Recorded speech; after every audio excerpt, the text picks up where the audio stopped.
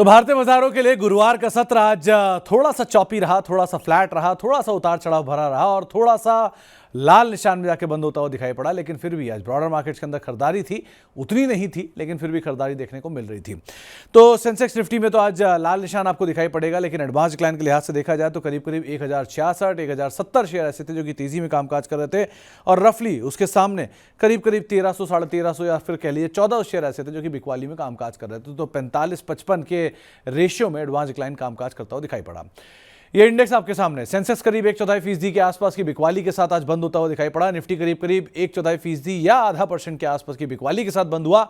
Mid cap index में आज बिकवाली ज्यादा थी, 1.5% या कह लीजिए 1.25% के आसपास की बिकवाली यहां पर देखने को मिली और ये इंटेंसिटी आपको मिड कैप में दिखाई पड़ेगी, स्मॉल कैप में नहीं। स्मॉल कैप में आज फ्लैट जाके कामकाज होता हुआ दिखाई पड़ा और कैश मार्केट के शेयरों में कंपेरेटिवली आपको थोड़ी ज्यादा खरीदारी दिखाई पड़ेगी।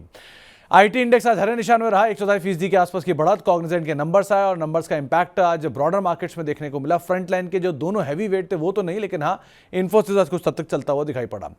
निफ्टी बैंक में भी आज खरीदारी थी, इसमें प्राइवेट बैंकों की भागीदारी बढ़ी। एसबीआई का नंबर्स आए, नंबर्स के बाद थोड़ा नीचे 2.25% के आसपास की बिकवाली में बंद हुआ, लेकिन एचडीएफसी बैंक, आईसीआईसीआई बैंक ये कुछ हद तक कमान संभालकर आज बढ़ते हुए दिखाई पड़ रहे थे। तो बैंक्स में थोड़ी बहुत खरीदारी आज देखने को मिली। अब आते हैं निफ्टी के टॉप गेनर्स, टॉप लूजर्स के ऊपर। सबसे पहले निफ्टी के बढ़ने वाले शेयरों की बात की जाए तो आज सिप्ला, रादर कह लीजिए आज फार्मा का बोलबाला था। 2-2.5% की तेजी पूरे इंडेक्स में थी। सिप्ला 2.5% ऊपर का आज जाके बंद होता हुआ दिखाई पड़ा। अदानी पोर्ट में करीब करीब 2% के आसपास की बढ़त देखने को मिली। आईटीसी होटल ये सेंसेक्स से बाहर हुआ है, लेकिन निफ्टी से कब बाहर होगा देखना होगा, लेकिन जब तक है फिलहाल इसमें आज 1-1.5% की खरीदारी देखने को मिली।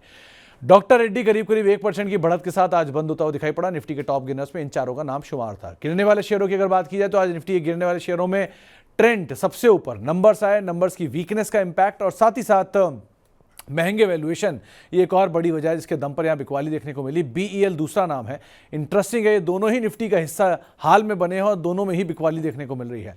भारतीय एयरटेल नंबर से पहले यहां पे बिकवाली आते हुए दिखाई पड़ी, हालांकि नंबर्स अच्छे आए हैं लेकिन नंबर से पहले बिकवाली में रहा। बाजार बंद होने के बाद इनके नंबर्स आए हैं। टाइटन 2.5% के आसपास की बिकवाली यहां पर भी आते हुए दिखाई पड़ी और कंज्यूमर स्पेस के अंदर प्रॉफिट टेकिंग जारी है, उसमें इसका भी नाम शुमार है। मिड कैप के बढ़ने वाले गिरने वाले शेयरों को भी आप स्क्रीन पर देखेंगे, जहां पर सोना कॉमस्टार में खरीदारी थी 4% के आसपास की। टोरेंट पावर 3.5% ऊपर रहा। एल्केम लैब, नंबर्स कल आने हैं और उससे ठीक पहले खरीदारी और फार्मा में बढ़िया कंट्रीब्यूशन या फार्मा का टेलविंड भी इनको मिला। बायोकॉन 2% के आसपास की खरीदारी यहां पर भी आते हुए दिखाई पड़ी। मिड कैप के गिरने वाले शेयरों के ऊपर भी नजर डाली जाए किस तरह से कामकाज हो रहा है तो सोलर इंडस्ट्रीज एफ&ओ का हिस्सा बनने के बाद से यहां पर भी बिकवाली जारी है। हिंदुस्तान जिंक 5% नीचे रहा। फिनिक्स लिमिटेड करीब 5% नीचे रहा और बीएससी 5% के आसपास की बिकवाली यहां पर भी आते हुए दिखाई पड़ी। तो ये सब वो नाम जहां पर एफ&ओ का हिस्सा बनने के बाद बिकवाली बनते हुए दिखाई पड़ रही है और अदरवाइज बिकवाली है। स्मॉल कैप साइड पे जहां पे खरीदारी देखने को मिल रही है उसमें कैस्ट्रॉल लगातार तीसरा दिन जबकि खरीदारी नंबर्स के बाद से ही ये शेयर चलता हुआ दिखाई पड़ा। रेडिंगटन 6.5% के आसपास की बढ़त में रहा। नेटको फार्मा 3.5% ऊपर रहा और जेंसार टेक यहां पर भी 2.5% के आसपास की खरीदारी आज के सत्र के अंदर आते हुए दिखाई पड़ी।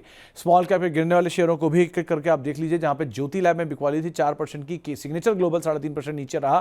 केसी इंटरनेशनल में 3-3.5% बिकवाली और डेटा पैटर्न करीब करीब 3.5% नीचे, ये भी आज बंद होता हुआ दिखाई पड़ा। एफ&ओ में आज जिन शेयरों ने बाजी मारी उसमें एबॉट का नाम सबसे ऊपर था। फार्मा क्षेत्र से ये भी आता है, 5% की तेजी।